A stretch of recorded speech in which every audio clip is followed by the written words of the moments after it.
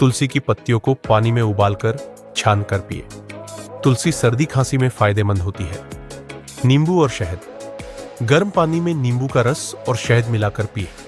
यह vitamin C से भरपूर होता है और गले को आराम देता है। पुदीना चाय।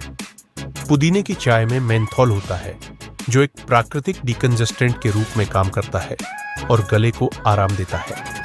दोस्तों, आगे बढ़ने से पहले अगर आपको ये घरेलू नुस्खे पसंद आए तो चैनल को लाइक, सब्सक्राइब और वीडियो को शेयर अवश्य करें, ताकि भविष्य में आपको ऐसी जानकारी मिलती रहे। चलिए आगे बढ़ते हैं। तत्काल राहत के लिए हल्दी वाला दूध। 1 गिलास